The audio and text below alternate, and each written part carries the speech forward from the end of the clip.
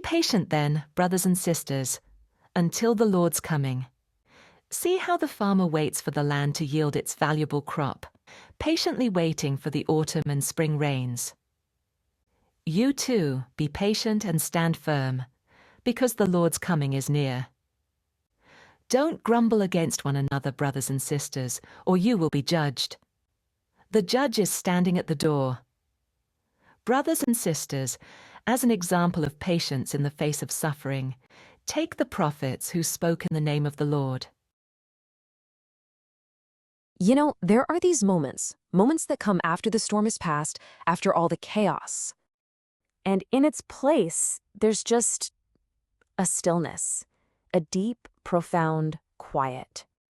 And it's in that quiet that we find ourselves doing one of the hardest things. We wait. Now, this feeling of waiting, we all know it. But what if it's more than just a pause?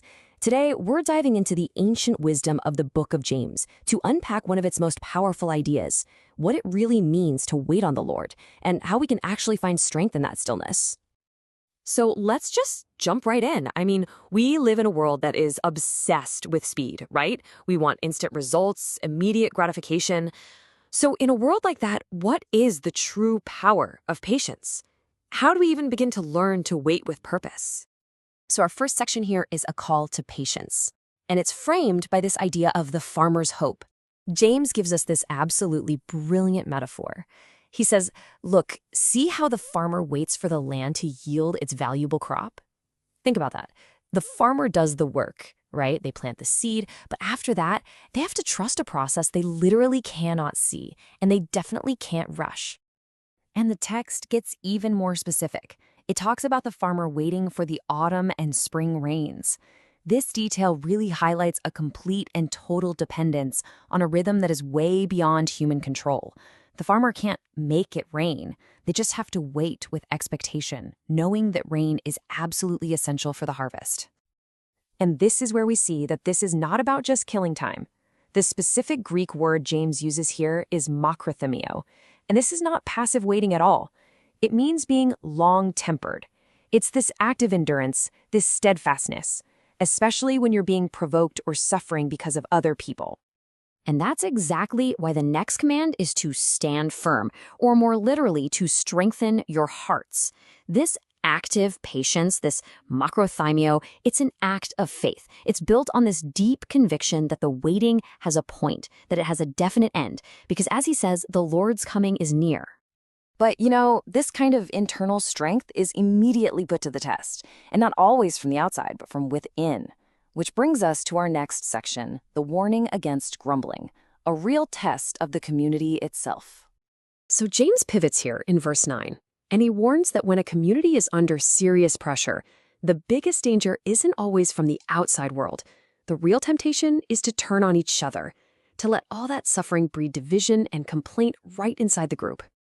So clearly, this isn't just some minor suggestion about being polite. James is framing this as a huge deal. The question then becomes, what's really at stake here? What happens if we fail this test of community? And the answer is just so dramatic and immediate. The judge is standing at the door. This yanks that theme of Christ's imminent return right back to the forefront. The time for infighting is over because judgment is right here. It's this incredibly urgent call for unity and readiness. He points to two major examples from the Old Testament. First, you have the prophets, guys like Jeremiah or Amos, who spoke truth even when it got them into serious trouble. And second, you have Job, the poster child for enduring immense personal suffering. They're held up as these models of endurance. Let's focus on Job for a second, because here a different but related Greek word is used, Hypomonē. So if Makrothymia is about having long-suffering patience with people, Hypomonē is about active, steadfast endurance through difficult circumstances. It's that gritty resilience when you're under trial. We're told to remember Job's perseverance, and you can just picture it, right? That iconic image of Job having lost everything, just sitting in ashes. His endurance wasn't loud or flashy. It was a quiet, steadfast refusal to lose his faith, even in the middle of unimaginable pain. But that is not where his story ends. James points to the outcome. He reminds us that we've seen what the Lord finally brought about. Job's unwavering perseverance was ultimately met with restoration. So his story isn't just about suffering, it's a testament to God's faithfulness on the other side of it. The text wraps up this thought on Job by declaring, "The Lord is full of compassion and mercy." And that right there changes everything about why and how we wait. So the posture that James is encouraging isn't one of aggressive victory, but one of quiet, hopeful expectation. It's a confidence that's rooted not in our own ability to tough it out, but in the character of the God who promises to come. And just like that, we're full circle, right back to that image of the farmer. This passage is basically suggesting that the entire life of faith is a lot like this, a continuous act of waiting. It's this profound act of trust in a promised harvest we can't see yet, and in the character of the one who sends the rain. So that leaves us with a pretty big question to think about. As we go through our own seasons of waiting, of trial, of uncertainty, it's worth asking ourselves, in our own waiting, what unseen harvest are we nurturing?